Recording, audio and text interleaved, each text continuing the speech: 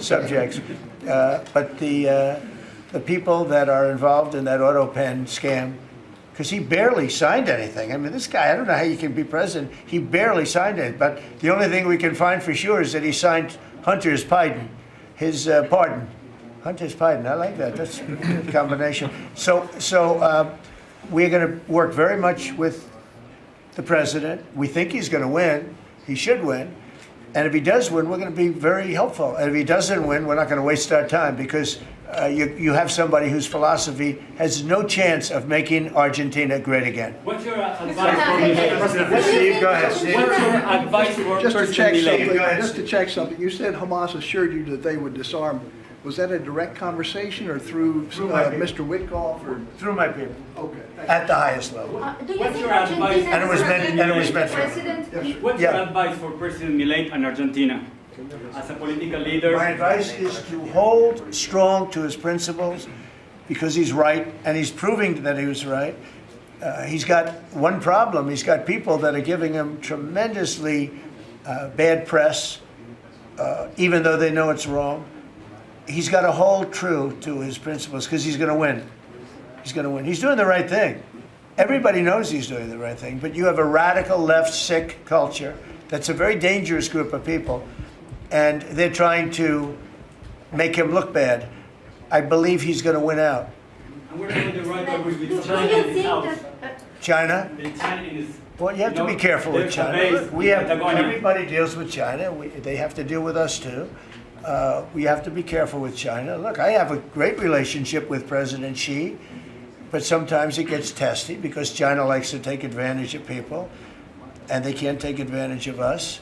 But we have a fair relationship with China, and I think it'll be fine. And if it's not, that's okay too. You have to do and go where the punches are thrown. You got to put up the blocks. We have a lot of punches being thrown, and we've been very successful. Look, we have the most success. I think we're the most successful we've ever been as a country. We have now close, I've been saying 17, we have, I think, close to, or maybe even exceeding, $18 trillion going to be invested in the United States. That's more money than ever invested in any country before. Even countries with much bigger populations, like India or like China, nobody's ever had $18 trillion invested in the country. We have, and that's because of November 5th election, because I won. Oh, if she won, you'd be negative. You'd have people getting out of the country. This country would have been in a major depression. If she won, we would have been 1929. They'd like to see that anyway. That's why they keep the government closed. They have a shutdown based on nonsense. They want to give away 1.5, think of it, they want to give away $1.5 trillion to people that come into the country illegally. And as you know, the borders now are closed. But when they hear that they get the greatest health care package in the world and they have no money, but they're living okay in another country, they head up and they start forming caravans and they try and come into our country. But the big problem is they want to give health care to people that should not get health care. They want to give health care to illegal immigrants by the millions. Look at Gavin Newsom, what he's done. He's ruined California. He gives health care to anybody. And I guess they do it for votes. I actually think it's bad politics, but I guess they do it for votes. So I'm with this man because his philosophy is correct. And he may win and he may not win, but I think he's going to win. And if he wins, we're staying with him. And if he doesn't win, we're gone. How can Argentina help to the peace process, to the Middle East peace process? They can help by doing well. If Argentina does well, that's helpful because they know we help Argentina. So if Argentina is successful, that's great because they view us as somebody that helped Argentina and they did well, and the United States maybe will help them and they're going to do well. So the success of Argentina would be a great feather in the cap of the USA because we're helping them. Right? You understand? Yeah. Yeah, please, behind you. Behind you. Thank you, Mr. President. Last week you said that NATO should consider expelling Spain. What? You said that NATO should consider expelling Spain. Would you support that? What expelling Spain? NATO consider expelling Spain. Oh. I'm very unhappy with Spain. They're the only country that didn't raise up their number to 5%. Every other country in NATO raised up to 5%. And Spain is doing very well off our backs. So I'm not happy with Spain. Spain gets protection, and they know, look, they're sort of in the semi-middle of it, so they're going to get protected automatically. Even if you don't want to protect them, you're protecting them because of the way they're located. And I think what Spain did is a very bad thing for NATO. I think it's very unfair to NATO. It wouldn't matter if you said you're not going to protect them because they're pretty much protected. What are you going to do? Go through the other countries and let's go attack Spain, right? So I think what they did is not nice. I think it's very disrespectful to NATO. In fact, I was thinking about giving them trade punishment through tariffs because of what they did. And I may do that. I think unbelievably disrespectful. Spain, the only one out of all the countries in NATO, the only one that said that is Spain. And I think that's, I think they should be punished for that. Yes. On the government shutdown, you have the money to pay the troops on October 15th? Okay. How is I actually have a man who is a very wealthy person, you'll know that when I tell you this, who called a donor, a great gentleman, and he said, if there's any money necessary, shortfall, for the paying of the troops, then I will pay it, meaning he will pay it. How about that? I said, look, we're not going to need it. We're going to take care of our troops. But this was a position that's being forced upon us by Democrats. And all they have to do is just sign a piece of paper saying we're going to keep it going the way it is. There's nothing. It's not like it shouldn't even be an argument. They've signed it many times before. I don't want to bore you with the fact that Schumer said 100 times, you should never close up government. But Schumer's a weakened politician. I mean, he's going to finish his career as a failed politician. He's a failed politician. He's allowed the radical left to take over the Democrat Party. So if they write books about that, if they write books about him, they're going to have to say that his career ended by allowing the radical left to take over the party. I mean, I won an election in a landslide because people are not into the radical left, and the Democrat Party is. People didn't want to see men playing in women's sports. They didn't want to see transgender for everybody. They didn't want to see all of the different things that they do that's so crazy. Open borders. I mean, the worst thing that he did to us, it's not inflation, because we fixed inflation. Prices are way down. I don't know if you saw that gasoline went to 58 just now. Did you see what's going on with gasoline? we track that?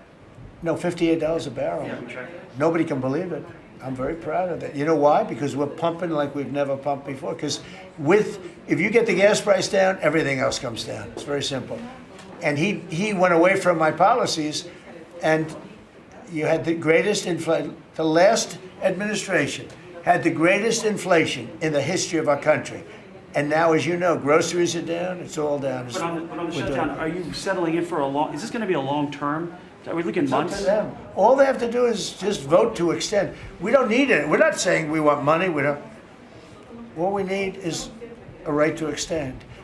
They want a right to extend, but they want $1.5 trillion so they can give it away to illegal immigrants, the people that are invading your cities. And many of these people, for whatever reason, I mean, I understood this. I called it a long time ago. These countries are run by people I know. Friends of mine, like I know this gentleman. I hope you haven't sent, he probably did too, why not? They send up their worst people. They send up people that are criminals, they send up people from jails. And at best, the best ones they send up are people that don't work very hard and that are on a social form of welfare. And they're sending those people into the United States. I don't blame them, I'm angry at them, but I don't blame them. But I'm really angry at Biden and Kamala and that group of lunatics for allowing it to happen, because it's the hardest thing. Now, you know, we're sending them out. It's incredible the job that Christie and Tom Homan and the whole group is doing. But we shouldn't have to be doing that. We're doing a lot of work on getting people out of here. Tren de Aragua has caused tremendous damage And our soldiers are great. You know, our soldiers are now based on merit. They're not based on woke, because we won the case in the Supreme Court, which was the bravest case. I have such respect for the Supreme Court because of what they did with merit, because our country was built on merit. Countries are destroyed on woke. You know, I made a statement, and I hated to make it because it sounded bad, but everything turns to you know what when it goes woke. You remember the term. I don't like to use it because you might have some children listening, but it turns bad. And no, we have the hottest country right now anywhere in the world. That's why he's here. That's why every other country wants to meet here too. But we only have so many hours in the day and days in the week. But we get the hottest country. Think of it. We were a dead country a year and a half ago. And now we have the hottest country anywhere in the world. It's pretty good. Did a good job. Okay, any other questions? Would you like to visit Argentina? Would you like to visit Argentina soon? There is an invitation for that. What does that mean? Do you like to visit Argentina soon? I do. I would love to. I'm just a little busy. I would love to. I'd love to go to Argentina. I'd like to be like Biden. I'd like to go to the beach. You know? My legs are not quite as thin as his. My legs are slightly heavier. My arms are slightly larger. My body is a little bit larger than his. I'm not sure it would be appreciated on the beach, but I'm not going to take a chance. You won't see me in a bathing suit. You won't see in a bathing suit sitting on a beach in Argentina, falling down, not being able to lift a 3-ounce chair, meant for old people to lift, and he couldn't lift it, so we had a problem. He spent too much time on a beach. Somebody told him that he looked good in a bathing suit.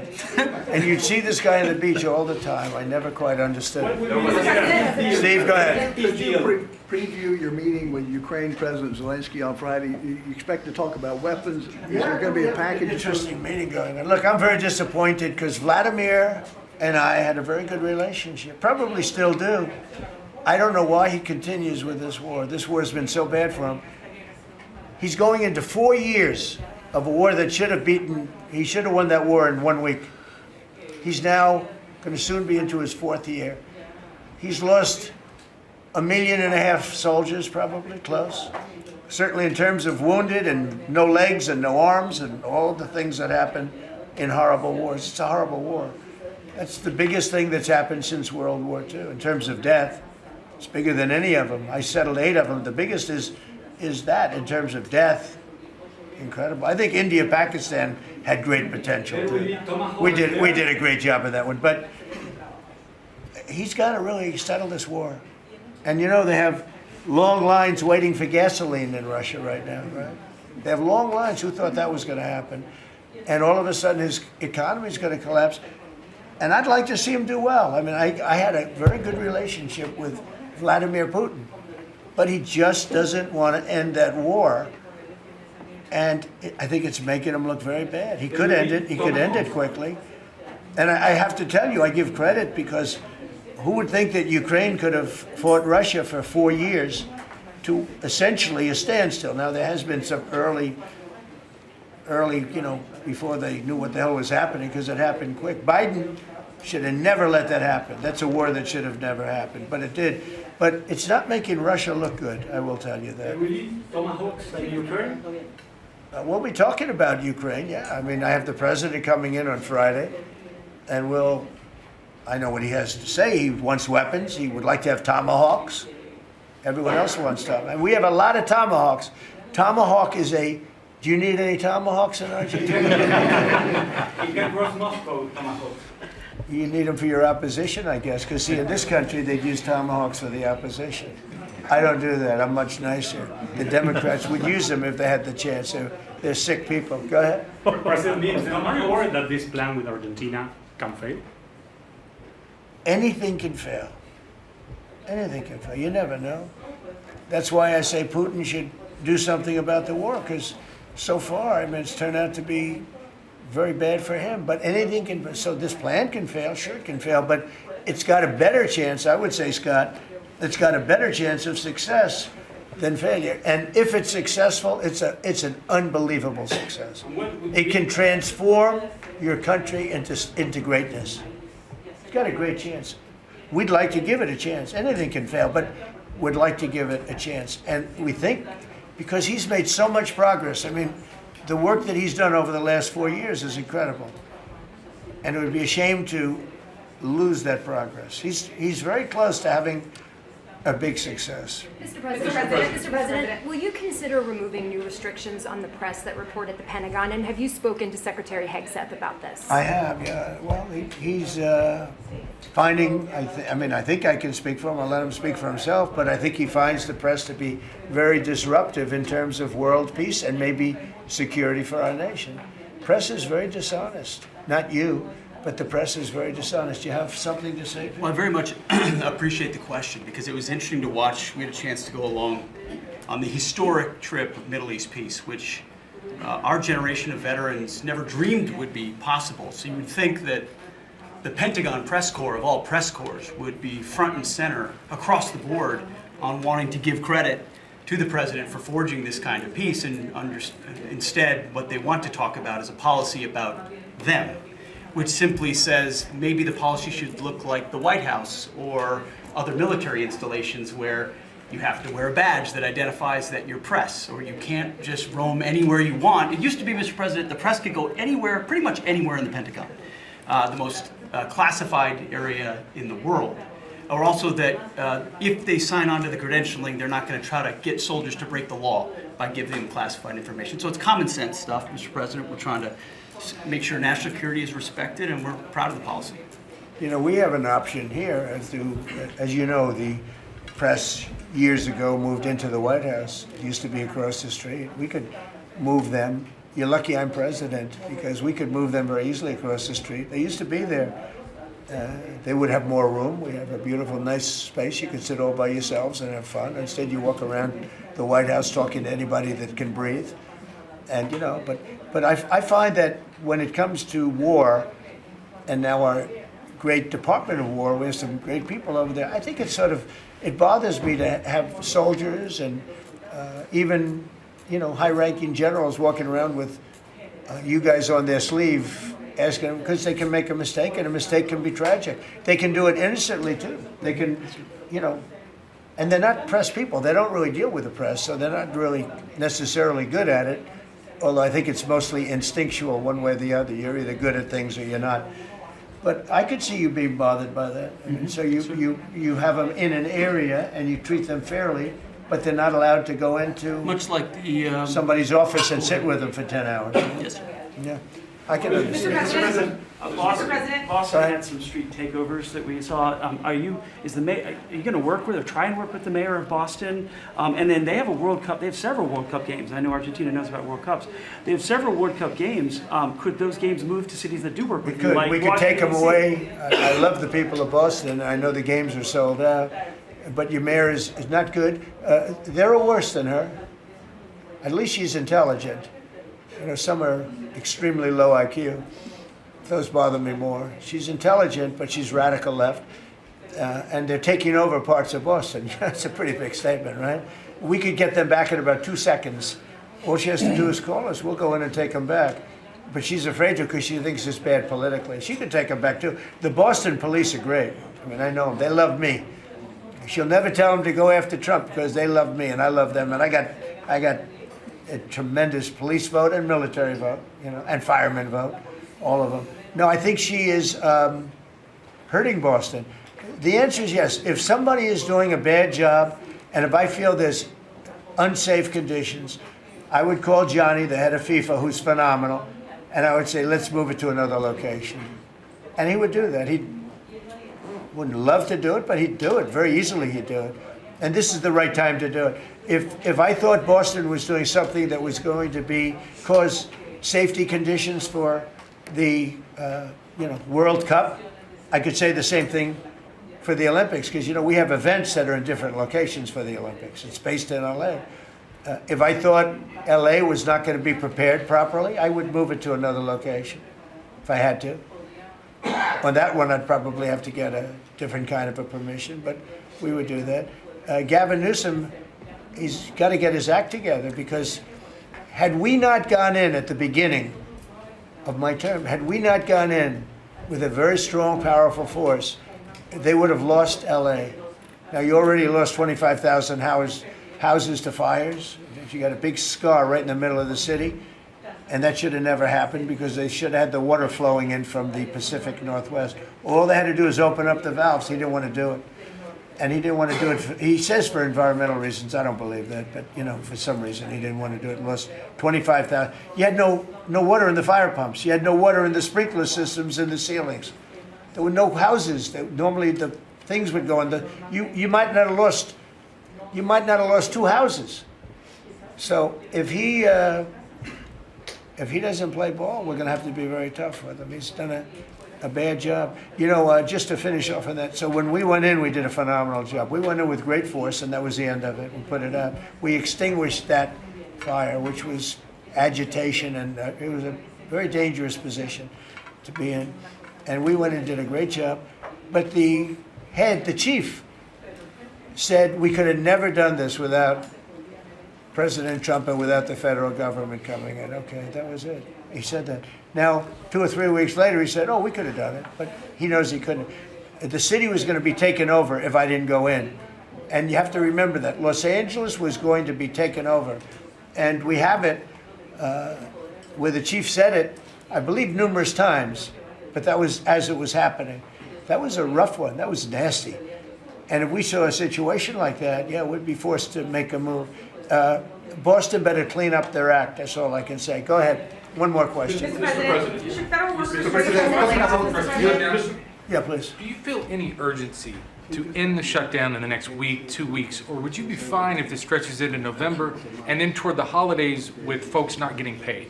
Well, you know, shutdown, we've had many, many shutdowns. And this is a shutdown that shouldn't have happened. A group of people brilliantly decided to make it after the election. I said, thank you very much. In other words, give it to Trump instead of Biden. So it shouldn't happen. And likewise, debt ceiling shouldn't have. But the great big, beautiful bill solved the debt ceiling problem for Is there a point where you would reach out to No, all parties here's what's and happening in the try to shutdown, though. Honestly, can I put it in plain words for you? And you're a smart guy, so you all understand, but a lot of people don't. The Democrats are getting killed on the shutdown because we're closing up programs that are Democrat programs that we were opposed to. So we're being able, and they're never going to come back in many cases. So we're being able to do things that we were unable to do before. So we're closing up programs that are Democrat programs that we wanted to close up or that we never wanted to happen, and now we're closing them up. And we're not going to let them come back. The Democrats are getting killed. And we're going to have a list of them on Friday, closing up some of the most egregious, socialist, semi-communist, probably not full communist, we're saving that for New York, but semi-communist programs, and we're closing them up. We're not closing up Republican programs because we think they work.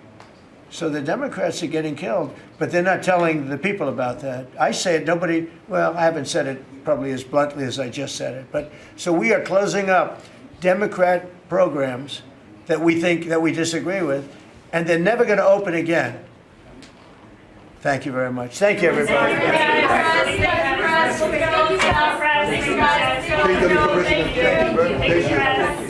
you. Thanks, guys. Right here. Let's go.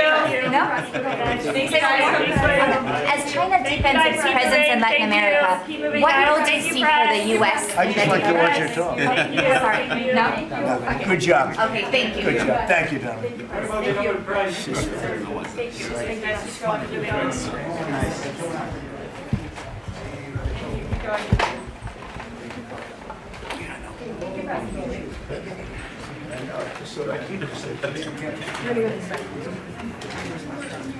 Thank you.